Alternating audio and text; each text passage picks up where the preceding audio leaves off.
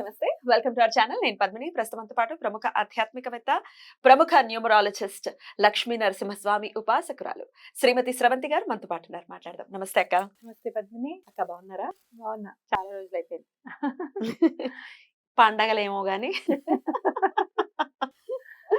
వెలవెలబోయింది మా studio. You know that. నాకు కూడా అయ్యో వెళ్ళలేకపోతున్నా. పండగ ఎలా జరిగింది అక్క? చాలా బాగా చేసుకున్నారా? చాలా బాగా జరిగింది. అక్క, రేపు గురువారం అష్టమి తిథి వస్తోంది. ప్రతి శుక్లపక్ష అష్టమిని చాలా విశేషంగా దుర్గాదేవిని పూజించేటటువంటి వాళ్ళు ఉన్నారు కదక్క, మీరు కూడా చెప్తూ ఉంటారు. సో రేపటి రోజున విశిష్టత ఏంటి, రేపటి రోజున ఎలా మనం అమ్మవారికి సేవ చేసుకోవచ్చు అనేది మీ ద్వారా తెలుసుకోవాలనుకుంటున్నాను. చెప్తారా? తప్పకుండా చెప్తాను.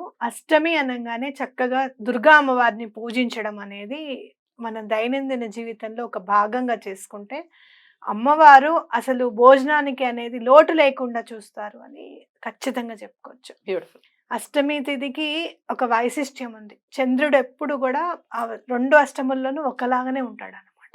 నవమికి అలా ఉండడా? నవమికి అట్లా ఉంటుంది. ఎంతో కొంత వ్యత్యాసం ఉంటుంది. అష్టమికి మాత్రమే అలా ఉంటుంది అనమాట. వ్యత్యాసం లేకుండా ఉంటాడు చంద్రుడు.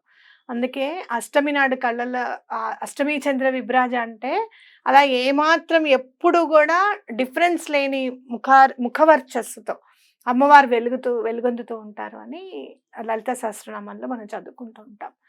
అయితే గురువారం అష్టమి వచ్చినప్పుడు ఎవరిని పూజించాలి? మనము అనఘాదేవిని పూజించుకోవాలి. అనఘా అలా రావడం అనేది చాలా అదృష్టం. మనకి గురువారం నాడు అష్టమి రావడం అనేది చాలా అదృష్టంగా భావించవచ్చు. గురువారం కానీ శుక్రవారం కానీ.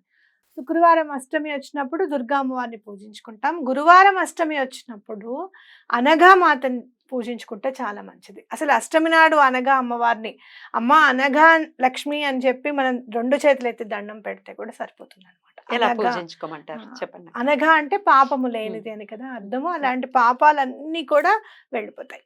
అయితే రేపు ప్రత్యేకంగా మనకి కర్ణాటక సైడ్ అంతా కూడా శాకంబరి అమ్మవారిని చక్కగా 9 రోజులు నవరాత్రులు చేసి పౌర్ణమి రోజు పుష్య మాసం పౌర్ణమి వస్తుంది కదా, అప్పుడు ఉత్సవాలు చేసుకోవడం అనేది ప్రతీతి అనమాట. మనం ఇక్కడ ఏం చేసుకోవాలి? మనకు అంత అలవాటు లేదు కదా. అంటే శాకంబరి అమ్మవారిని మనం ఎప్పుడు చేసుకుంటాము? ఆషాఢ మాసంలో చేసుకుంటాం. అయితే ఇప్పుడు కూడా చేసుకుంటే చాలా మంచిది. ఎందుకంటే ఆషాఢ మాసం అనేసరికి దక్షిణాయన పుణ్యకాలం స్టార్టింగ్ మనం చేసుకుంటున్నాం. ఇప్పుడు ఉత్తరాయణ పుణ్యకాలం స్టార్ట్ అయింది కాబట్టి ఇప్పుడు కూడా అమ్మవారికి శాకంబరి అమ్మవారికి కనుక చేసుకుంటే మనం తినే భోజనమే మనకి మందు అసలు. అవునా కాదా? కాబట్టి మనం అమ్మవారికి రేపు ఏం చేస్తారు? మీరు కూరలు అన్ని కొనుక్కుని ఉంటారు కదా, అందులోంచి కొన్ని కూరగాయలు పక్కకు పెట్టి అమ్మవారికి నైవేద్యంగా పచ్చివి అలంకరించవచ్చు. అలంకరించినవన్నీ కూడా మనం వండుకోవచ్చు. అయితే అలంకరణ చేయడం కుదరదు అనుకున్నప్పుడు చక్కగా ఒక బుట్టలో అన్ని కూరలు పెట్టేసేసి అమ్మవారికి దగ్గర పెట్టడము. అమ్మ ఏం తిన్నా కూడా మాకు మంచి ఆహారం తినే బుద్ధిని ఇవ్వు అని చెప్పి కూడా అమ్మవారికి దండం పెట్టుకోవాలి. అంటే జంక్ ఫుడ్ ఏది కూడా పిల్లలకి రీచ్ అవ్వకూడదు, మనం కూడా వండి పెట్టకూడదు. కాబట్టి ఆరోగ్యప్రదమైన ఆహారాన్ని తినే శక్తిని మాకు ఇవ్వమ్మా, ప్రతి దాంట్లోనూ నీ కరుణ నింపు తల్లి అని చెప్పి దండం పెట్టుకోవడము. అమ్మవారికి ఏదైనా సరే అలా చేశారనుకో, అష్టమి అనేసరికి ఇంకా కూరగాయలు మనం పెట్టకపోతే మనకి ఏదో అయ్యో ఇవాళ పెట్టలేదే అని అనిపిస్తుంది అనమాట. ఏది ఉంటే అదే పెట్టండి అమ్మవారికి. ఇప్పుడు మాకు అలవాట్లేదు కాబట్టి అడుగుతున్నాను, ఏ కూరగాయలు పెట్టమంటారు ఒకసారి చెప్పండి. ఫర్ ఎగ్జాంపుల్ వంకాయలు, బీరకాయలు, మనం తినేవి ఏవైనా కూడా, ఆకుకూరలు ఒకటి, కొత్తిమీర అవి ఉంటాయి. ఎందుకంటే ఎక్కడైనా కూడా అమ్మవారికి వంటలో కూడా సువాసన అనేది చాలా ఇష్టం అని చెప్పి మన అందరికీ తెలిసింది. అలాంటి సువాసన కరివేపాకుతోనూ కొత్తిమీరతోనూ వస్తుంది. అవునా కదా?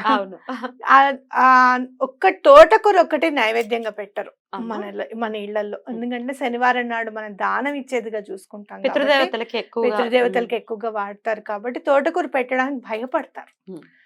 అర్థమైందా? అలాంటప్పుడు పాలకూర అలాంటివి పెట్టుకోవచ్చు. అయితే విశ్వామిత్ర సృష్టి అని ప్రత్యేకంగా కొన్ని కూరగాయలు ఉన్నాయి. వంకాయ ఒకటి, అలాగే బంగాళదుంప ఒకటి. బంగాళదుంప అవును. ఇలాంటివన్నీ కూడా పెడితే చాలా మంచిదన్నమాట. అబ్బో! ఆయన సృష్టించినవి మంచి టేస్టీవి సృష్టించారు. ఇలాంటివి రైట్. పెడితే చాలా మంచిది. రైట్. ఆ! అయితే మీరు మనం మామూలుగా వాడుకునేవి ఏవైనా కూడా చక్కగా పెట్టుకోవచ్చు అమ్మవారి దగ్గర. హ్మ్. అన్నపూర్ణాష్టకం చదువుకుంటే చాలా మంచిది. మరి శాకంబరి అమ్మవారికి మనం ఏం చదువుతాము అంటే అన్నపూర్ణాష్టకం చదువుకొని హ్మ్. అమ్మవారికి చక్కగా శివుడికే అమ్మ అన్నం పెట్టినమ్మ. కాబట్టి తప్పకుండా మమ్మల్ని అందరినీ కూడా ఆరోగ్యప్రదమైన ఆహారం తినేటట్టుగా చూడు తల్లి అని చెప్పి దండం పెట్టుకోవడం. మామూలుగా మనం అన్ని దీపాలు వెలిగిస్తాం కదా! ఒక్కటి శాకంబరి అమ్మవారికి అని చెప్పి త్రిమూర్తి స్వరూపిణిగా మనం అమ్మవారిని దండం పెట్టుకుంటాం. ఎక్కడ చూడు త్రిమూర్తి స్వరూపిణి. మనం ఇప్పుడు లలిత అమ్మవారిని చూసుకుంటే ఇటు శ్యామలమ్మ, అటు వారాహి అమ్మ, ఇటు లలితమ్మ ముగ్గురు త్రిమూర్తి ఆత్మకం. అట్లా ఎక్కడ కూడా త్రిమూర్తి స్వరూపిణి అమ్మవారు కాబట్టి తప్పకుండా అనగా లక్ష్మి కూడా త్రిమూర్తి స్వరూపం. కాబట్టి అమ్మవారికి ఏం చేయాలి? 3 ఒత్తులు వేసి ప్రత్యేకంగా ఒక ఆవు నెయ్యి దీపం వెలిగించండి. ఆవు నెయ్యి మాకు స్తోమత లేదు అనుకున్న వాళ్ళు చక్కగా నువ్వుల నూనె, కొబ్బరి నూనె మీ ఇష్టం ఏదైనా వెలిగించండి. ప్రత్యేకంగా అమ్మవారికి దీపం వెలిగిస్తే ఆ రోజు ప్రత్యేకమైన సేవ చేసినట్టుగా కూడా మన మనసులో మనం భావించుకుంటాం. అలానే అంటే అమ్మవారి మీద మనసు కేంద్రీకృతం అవుతుంది. రైట్. రైట్. అనఘాదేవిని కూడా పూజించండి అన్నారు కాబట్టి ఎట్లా పూజించమంటారు అమ్మవారిని? అనగా అమ్మవారిని పూజించాలి అనుకుంటే ఫస్ట్ అనగా దత్తుణ్ణి కూడా అష్టోత్తరం చదువుకొని అనగా దత్త అష్టోత్తరము అలాగే అనగాదేవి అష్టోత్తరము అని ఉంటాయి. అవి 2 చదవాలన్నమాట. ఇద్దరు కూడా విడివిడిగా మనం ఇద్దరికి పూజ చేయకూడదు.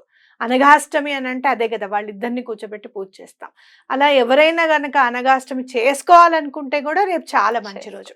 గురువారం అష్టమి కలిసి వచ్చింది కాబట్టి చాలా మంచి రోజుగా మనం భావించవచ్చు. మొన్న అనఘాష్టమికి మిస్ అయ్యాము మార్గశీర్ష మాసంలో అనుకున్న వాళ్ళు కూడా అనుకున్న వాళ్ళు చేసుకోవచ్చు కదా? చక్కగా చేసుకోవచ్చు. ప్రకృతి ఎప్పుడు కూడా మనకి అంటే వరం అనేది ఇస్తూ ఉంటుందన్నమాట. ఆ రోజు చేసుకోలేకపోయామే అని అనుకుంటే ఈ రోజు ఇలా వచ్చింది. అందిపుచ్చుకోండి. ఈ రోజు అదే. మళ్ళీ వస్తోంది. అద్భుతం. అట్లా. అద్భుతం. మేము ఎన్ని తెచ్చుకోవాలి చెయ్యాలని అనుకుంటే హ్మ్. చక్కగా అనగా వ్రతంలో మీరు ఏమేం రెడీగా పెట్టుకోవాలి అనేది ఉంటుందన్నమాట. హ్మ్. కాబట్టి మనం కొబ్బరికాయలు అవి ఇవన్నీ రెడీ చేసేసుకొని అక్కడ పెట్టుకుంటే ముందు రోజే చక్కగా ఒక ప్లేట్లో పెట్టి పెట్టుకున్నాం అనుకో, రేపు వ్రతం చేసుకోవడం ఈజీగా ఉంటుంది చాలా. ఒకటే మనం చూసుకోవాల్సింది ఏంటంటే ఈశాన్యం ఎటు, దక్షిణం ఎటు అన్ని మనం ప్లాన్ చేసుకొని ఎక్కడెక్కడ పెట్టుకోవాలనేది పుస్తకంలో ఇస్తాడు కదా? పుస్తకంలో ఇస్తాడు కానీ అప్పటికప్పుడు చూసుకోవాలిగా. అవును. మొబైల్లో ప్రిపేర్ అవ్వమంటున్నారు. ప్రిపేర్ అవ్వడానికి 10 నిమిషాలన్నా పడుతుంది కనీసం. ప్రిపేర్ అయిపోతే పూజ దగ్గర ఏదో ఆగి చేసుకున్నట్టుగా కాకుండా మనం చేసేసుకుంటాం అన్నమాట. తెలుస్తుంది కాబట్టి. అలవోకగా చేసేసుకోవచ్చు. అద్భుతమైనటువంటి రోజు మరొక్కసారి. అంటే మీరన్నట్టుగా ప్రకృతి ఎప్పటికప్పుడు ఇస్తూనే ఉంటుంది.